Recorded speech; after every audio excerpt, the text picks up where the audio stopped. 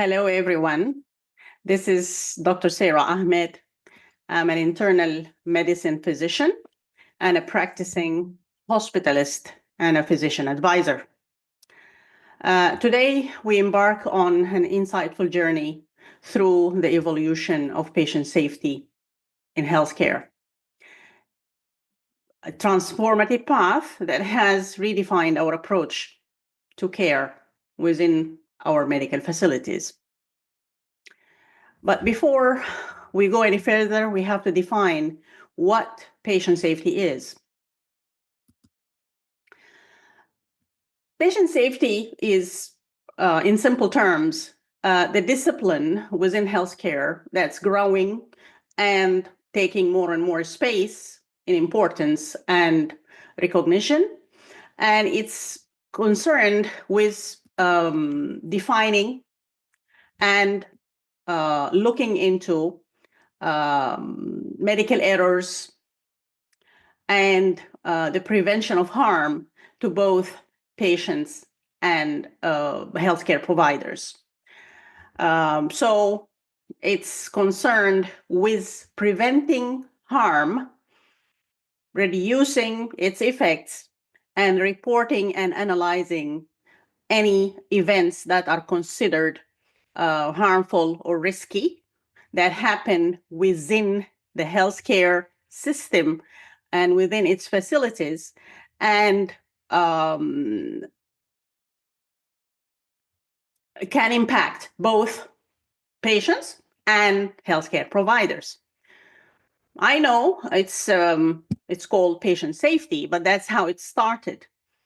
And later on, we recognized that even healthcare providers are at risk of having being injured or harmed within their while they are providing their duties in caring for patients. So it involves preventing errors and any potential harm. It involves reporting any of these events happening. And the reporting system is not to be punish people, but it's a way of studying these mistakes and tracing back to how they happened and learning from it. So the reporting is designed to make future events and incidents more understandable and to, of course, find ways to prevent them altogether through analysis. But one of the most important things about patient safety is to encourage and cultivate a culture of safety. And the culture of safety actually should stay away from retaliation and punishing people and blaming people for mistakes that happen within the system. Usually, we try to look at mistakes and harms that come to any individual within the healthcare system as a means to learn, rather than a means to find somebody responsible and punish them. This is the opposite of a safety culture. So we encourage reporting any mishaps or near misses or any kind of safety event to trace it back, analyze it, and learn from it. So that's what we mean by safety culture. People should feel comfortable reporting incidents and events. So it's all about cultivating these systems and cultures that prioritize minimizing harm to both patients and healthcare providers throughout the care delivery process. Wherever it is, no matter what the setting is, mistakes, errors, harms, and risks exist. In the early days, the emphasis was primarily on providing care, with less attention paid to systematically preventing harm. So what I can say about this is that as the healthcare provision grew, historically, if you look at it,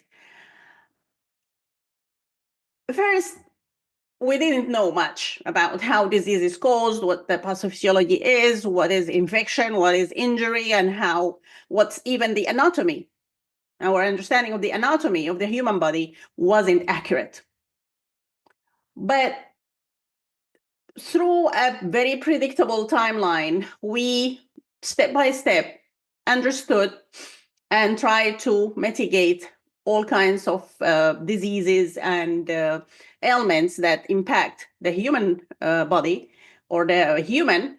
And most of them now are well understood, well established in terms of their pathophysiology, in terms of how they affect us. And most of them actually are being treated appropriately with a set of interventions, that being medications or surgical interventions or any other intervention that we know. We are good at that. We are good at providing care and trying to heal and cure ailments. But the thing that we didn't pay attention to throughout this timeline of the progress we made in terms of healthcare or healthcare provision, is that we, besides curing people, we actually can cause harm as well. We can cause harm to the very people that we are trying to help. Of course, most of the time it's unintentional. There are a few cases of some serial killers that actually use their position to harm people, but that's not what I'm talking about here. Most of healthcare providers are well-intentioned and they are trying to help people. But given the complexity of what we do, given the settings that we work in, they are riddled with risks. And these risks were not under our radar until fairly recently. And as we will see, the timeline for the patient safety movement was not a fast and swift one. Okay?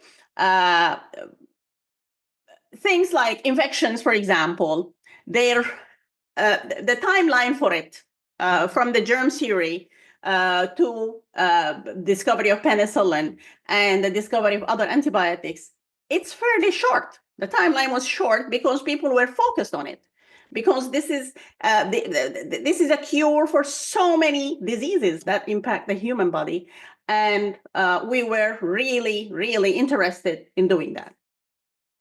Unfortunately, the same interest was not given to the patient safety movement. That's why it has, first of all, the timeline is very long.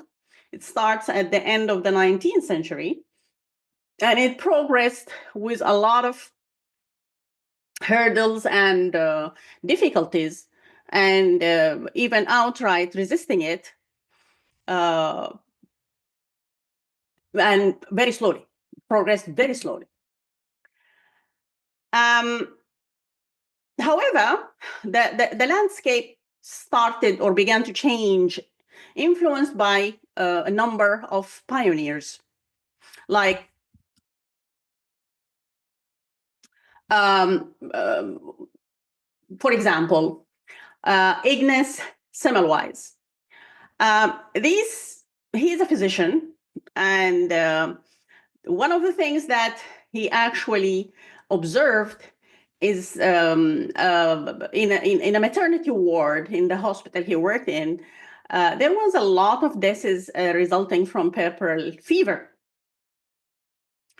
And the other thing that he observed is the maternity ward that's managed by physicians has a worse outcome when in terms of numbers of cases when compared with the maternity ward managed by only midwives. And the difference in practices between these two groups was physicians used to work in the mortuary, dissect bodies and do all kinds of things to dead bodies, and then come directly and help deliver babies. And without sterilizing anything, of course, at that time, the concept of sterilization or even hand washing wasn't there. So they didn't used to hand wash or wash their hands, and they come directly and touch these women. When compared to midwives had this practice of washing their hands before embarking on any delivery process. So this observation, it's actually very simple if you think of it, but at that time, it was revolutionary. This guy was a genius because he connected these two dots, and this connection actually is alive until now, because hand washing is the single most important intervention or activity that you can undertake to prevent infections. Until now, this is the most important intervention that any healthcare provider can do to prevent transmitting infections. I want people to realize that at that time, there was no germ theory. People didn't know what causes these fevers and these illnesses or what kills people. They didn't know that there are microorganisms that can be transmitted from one patient to another or from one place to another. That concept wasn't there. It will come about later. So the observation this guy actually made, or this doctor made, was genius. So this is one of the pioneers that actually contributed a great deal to the patient safety movement. Others like Florence Nightingale, she's considered the mother of nursing. She is the one that put a lot of building blocks or basic blocks for the nursing practice in general. And she as well actually brought about or advocated for improved hygiene as a way of providing care and nursing care to patients. And this happened at a wartime. It's a Crimean War. It's again the 19th century. Joseph Lister, this is one of the ones that actually pioneered the antiseptic techniques. All these things happened at the time when communication between different doctors or different facilities or healthcares is non-existent. Even if somebody was working in a lab somewhere in Europe or outside Europe, and another person made another discovery in the same line, these people had no way of communicating, no good way at least. So even if somebody developed an understanding of what causes fever, what causes illnesses, and that these things can be prevented by hand washing or by antiseptic techniques, that time things were very rudimentary. They didn't have tools to help with anything or to develop anything. These were individual observations and individual contributions. So a lot of pioneers actually helped. Joseph Lister, Walter Schuhart, Edward Deming, Lucian Leap, Charles Vincent, all these people contributed in one way or another to this movement. Their groundbreaking contribution established a foundation for ongoing improvements in patient safety, highlighting the importance of innovation in this critical area of healthcare. you can start something and people will take it and work on it to improve it. And that's what happens. When you are a pioneer, you are the one who is coming up with this novel idea. But the idea in the beginning is crude and modified, and the rest of us take it and modify it and work on it. That's how innovation and progress happens.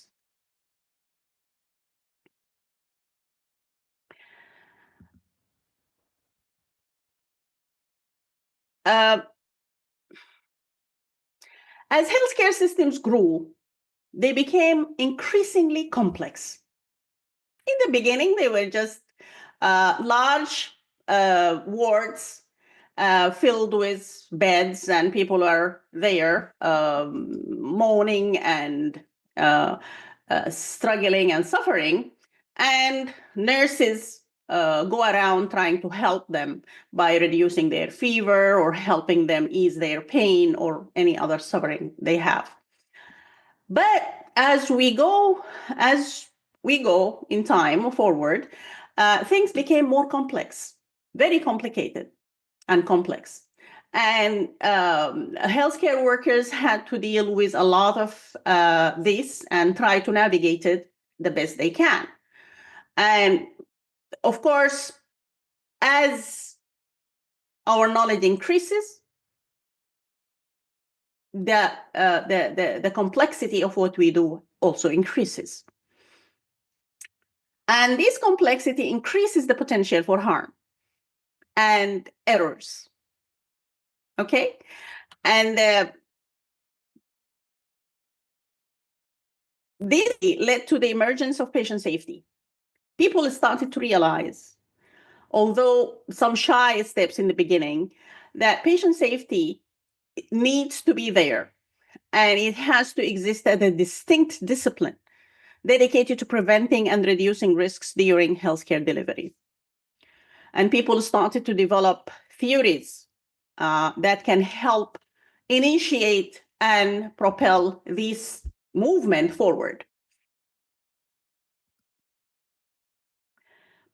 Okay, so these theories include accident causation, how accidents happen, human errors, our role in causing this harm and risks, foresight, resilience, system migration. The knowledge about all this and the theoretical rhetoric that came out of this and the research and studies helped to enrich our knowledge about the understanding of patient safety. And actually, these theories underpin models that illustrate how safety emerged in complex systems like healthcare. This statement about healthcare being a very complex system, very complex industry. We are up there with other industries that are considered very delicate and complex, like aviation and nuclear plants and all kind of dangerous and space researches and space as an industry and so on. Okay. One of the pivotal moments that actually propelled the movement forward and was or had the biggest impact came fairly recently in 1999 by publishing a report called To Err is Human. To Err is Human by the Institute of Medicine at that time. And this landmark report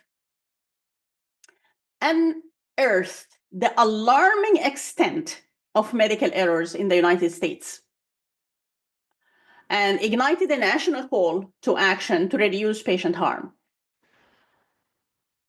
Following this, we saw the launch of several targeted initiatives addressing specific areas of harm, including medication errors, surgical errors, and healthcare-associated infections. Following the publication of To Err is Human, actually people now have patient safety in their radar, okay, in their consciousness, in their awareness. And they started to focus on it as a very important field within the healthcare system, okay? Because that report actually brought very alarming statistics at that time about the number of deaths, and it was talking about death. It didn't even, death was alarming, the prevalence of death, but it also alluded to other kinds of harm that did not approach the magnitude of death, but they are harmful. Other harms, psychological and physical, that can result from a patient existing within the healthcare facility trying to get better. And when the general public become aware of such a problem, then things go forward quicker and faster. And that's what happened here.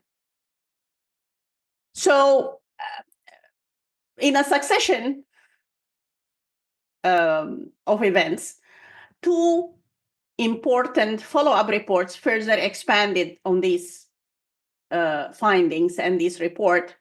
One of them is called Crossing the Quality Chasm, a new health system for the 21st century. This happened in 2001, 2 years later.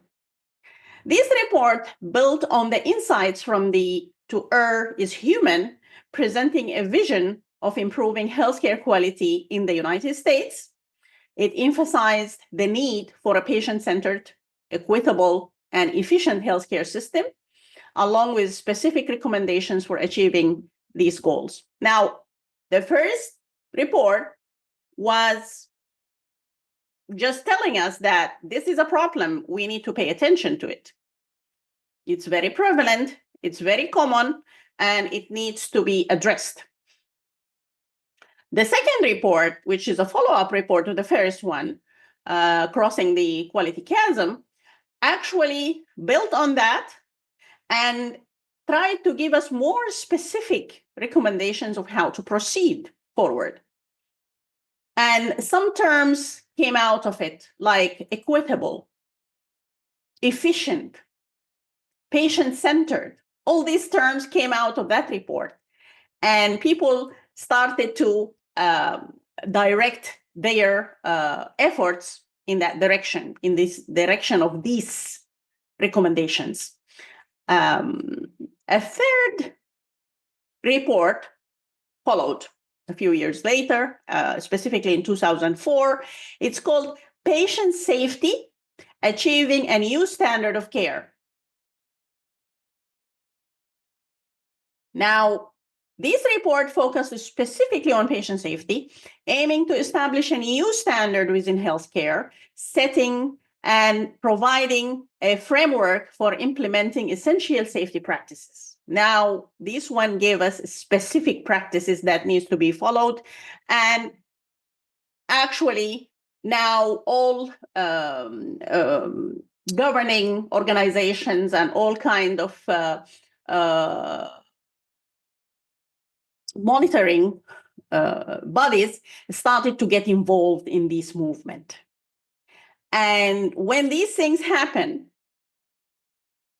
public awareness, healthcare awareness, reports coming out, and recommendations of how to proceed, and governing bodies and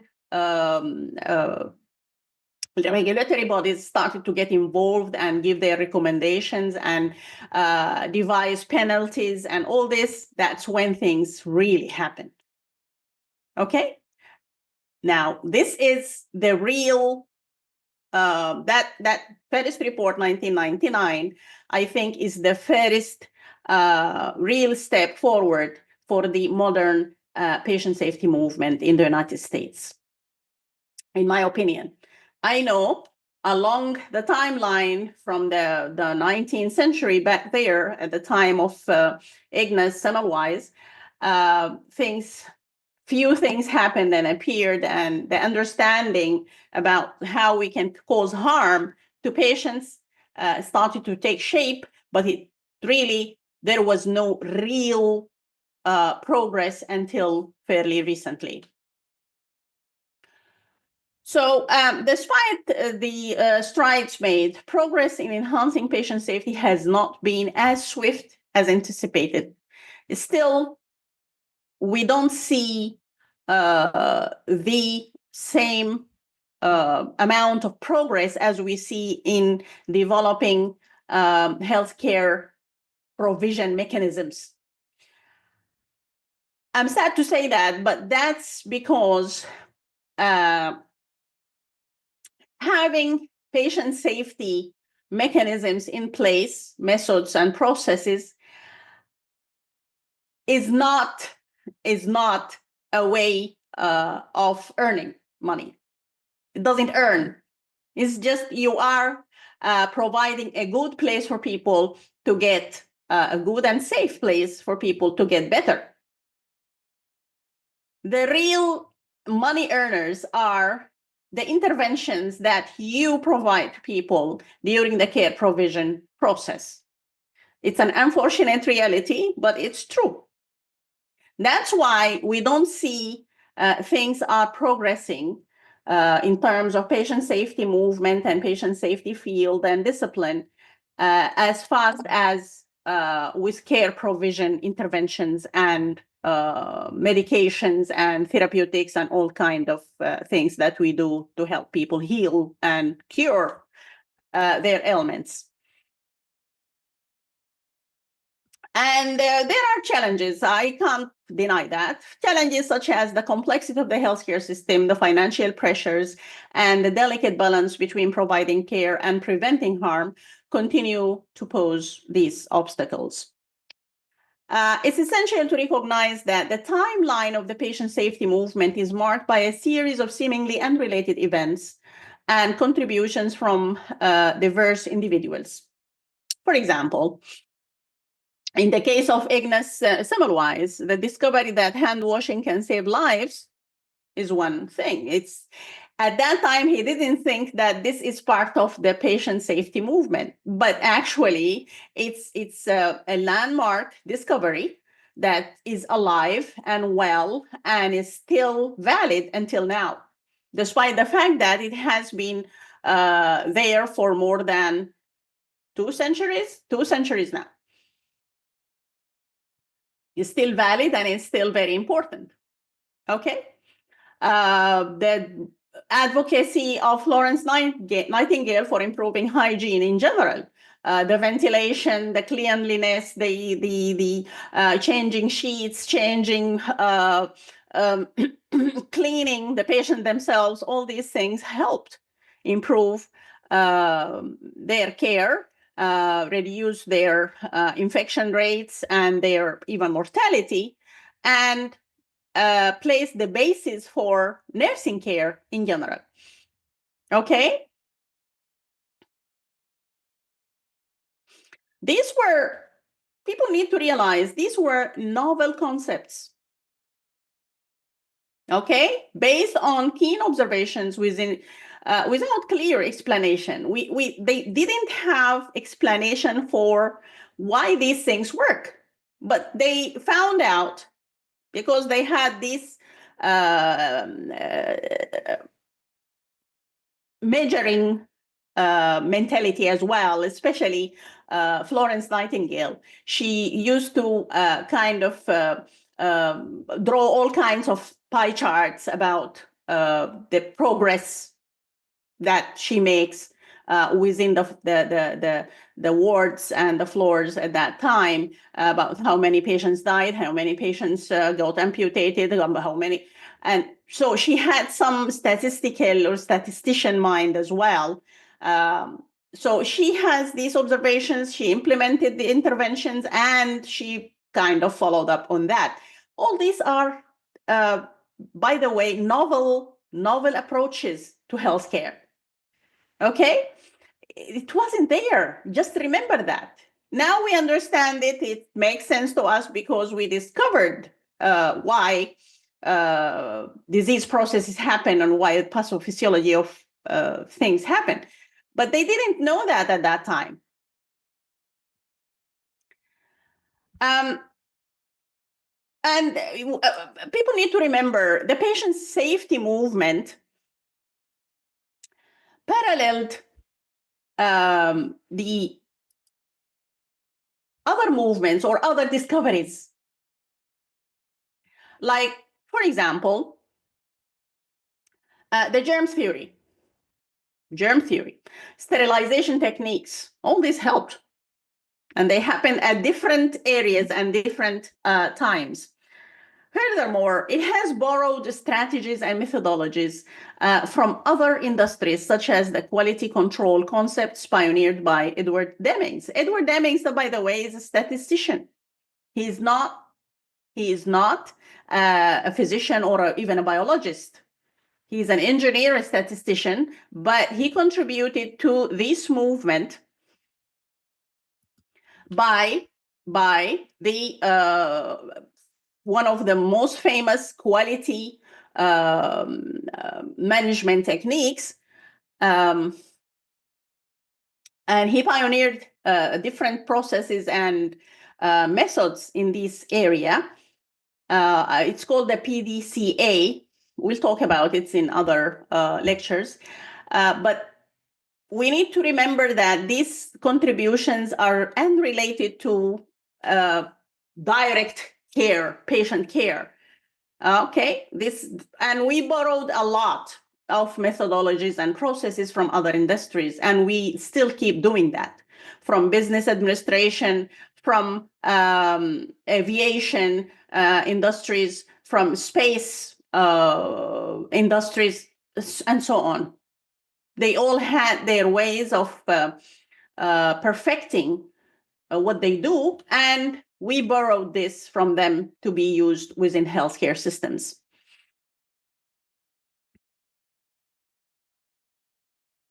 Now, this new term, high reliability organizations. This is kind of an advanced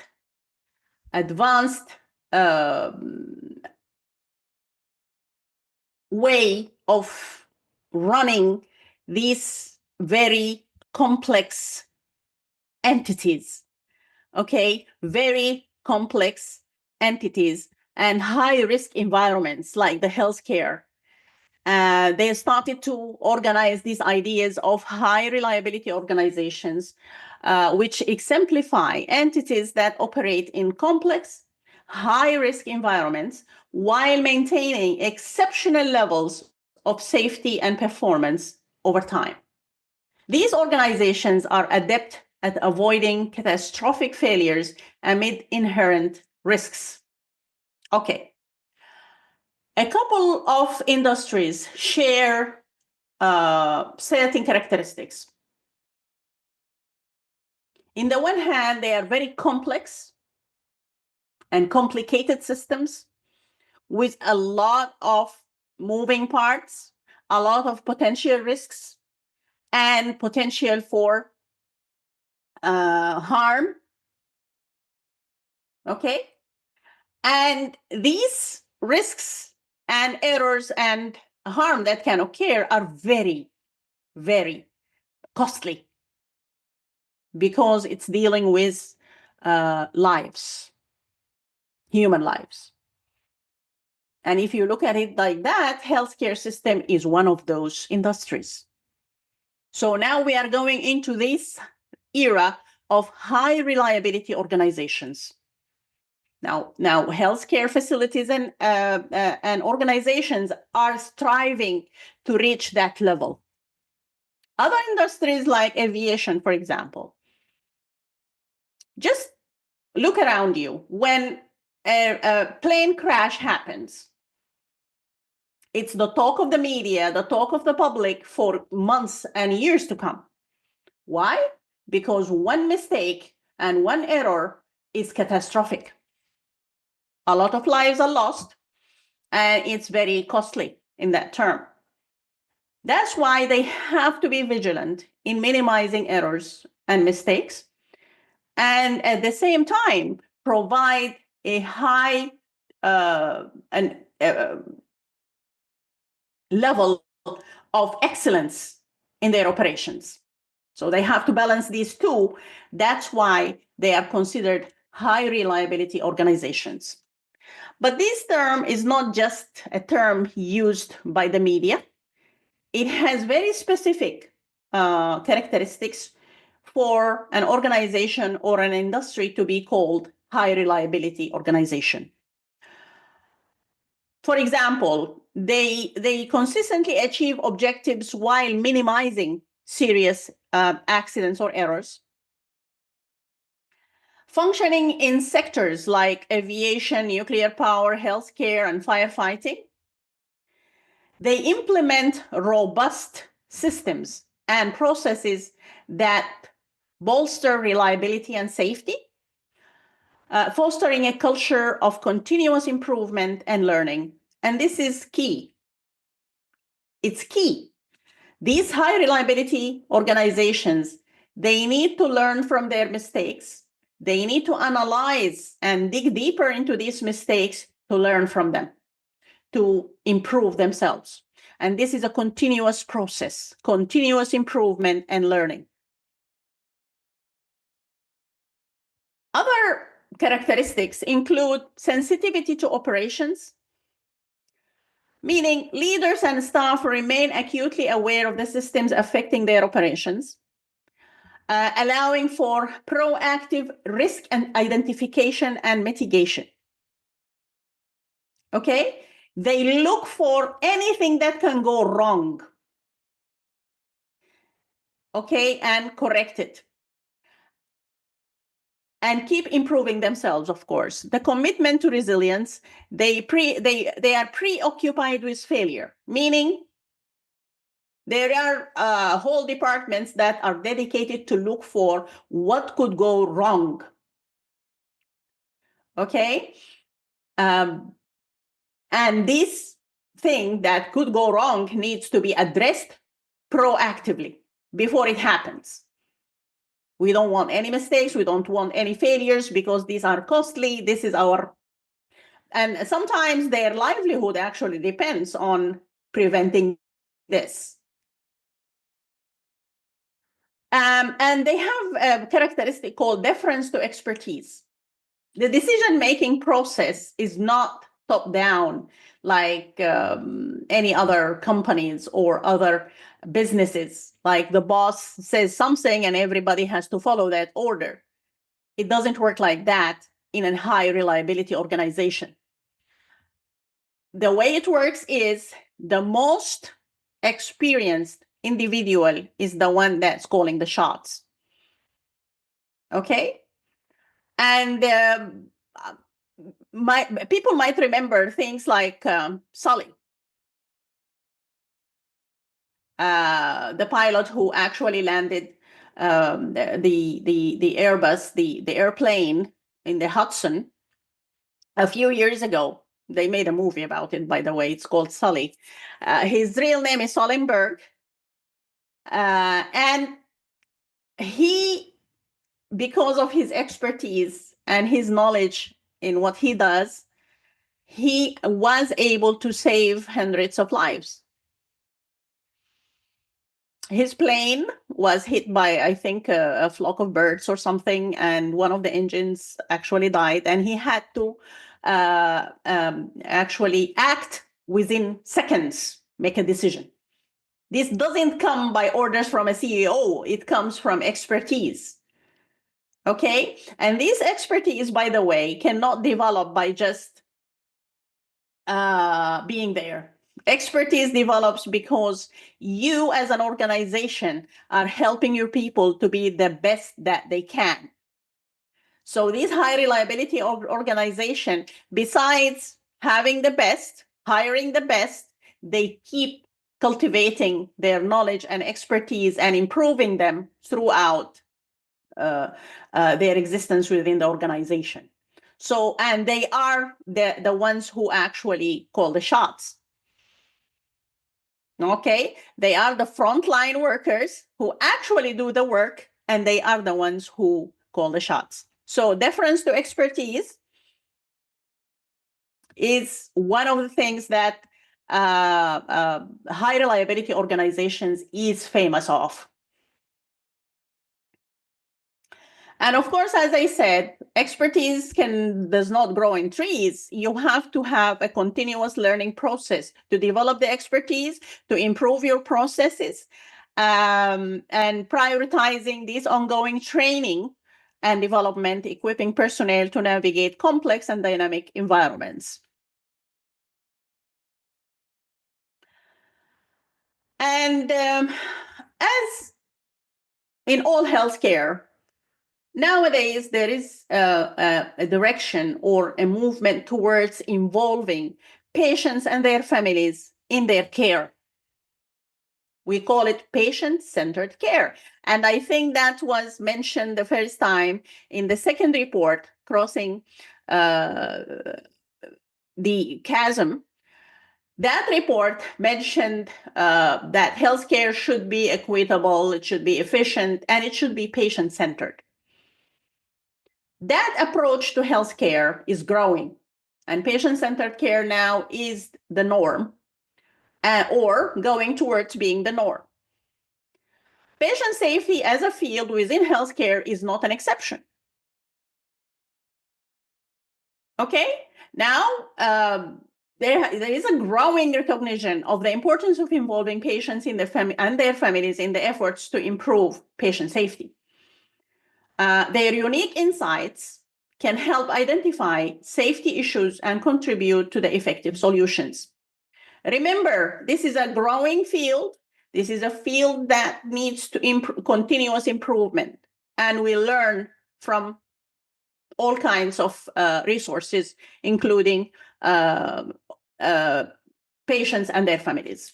In summary, the concept of patient safety has evolved from a peripheral concern to a central focus in healthcare. This evolution has been driven by the increasing complexity of healthcare systems, the acknowledgement of patient harm, and the development of theories aimed to enhancing safety. However, despite the progress made, many challenges remain in ensuring the safety of all patients in healthcare settings. Thank you for joining me as we reflect on the evolution of patient safety and the ongoing efforts to enhance the quality of care for every patient. And I hope to see you in future videos trying to expand on this topic further. Appreciate it. Thank you very much.